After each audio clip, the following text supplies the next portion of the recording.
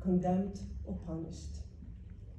And that is why Russia for decades celebrates the end of the Second World War with a slogan, "We can repeat." So now they are repeating, because unpunished evil grows. I personally interviewed hundreds of people who survived Russian captivity. They told me how they were beaten, raped, smashed into wooden boxes, their fingers were cut, their nails were torn away, their nails were drilled. They were compelled to write with their own blood. That's not peace, that's occupation. And occupation is horrible. Occupation is just another form of the war. I know what I'm talking about because I have been documenting war crimes for 10 years. I know that people who live in occupation are in gray zone. They have no tools how to defend their rights, their freedoms, their property, their lives, their children, and other beloved members of the family. Russian occupation is not just changing one state flag to another. Russian occupation means torture, rape, enforced disappearances, denial of your identity, forcible adoption of your own children, filtration camps, and mass graves. To fight for freedom, to make a difficult but right choices, to take burden of responsibility, and to help each other. Because when we help each other, when we sacrificing our life for saving others who we never met before, only in this moment we can acutely aware and acutely feel what does it mean to be human.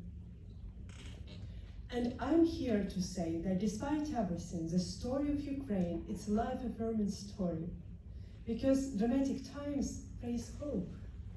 Because when the freedom was denied, it became powerfully break out through every concrete individuals. Because we still have a chance to fight. Our future is unclear, but we all know that future is not pre-written. And this is a luxury, to have right to fight for future, which we want for us and for our children. We all knowing for what we are fighting for. We are fighting for freedom, which have no limitation in national borders.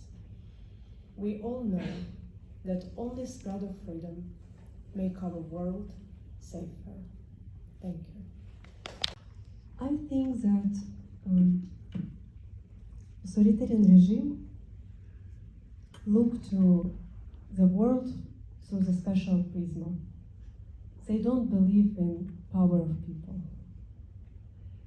And that is why, because of the long years of repressions in autocrats countries, people are very silent, because they, in order to survive, they start to think in a way, government know better what to do.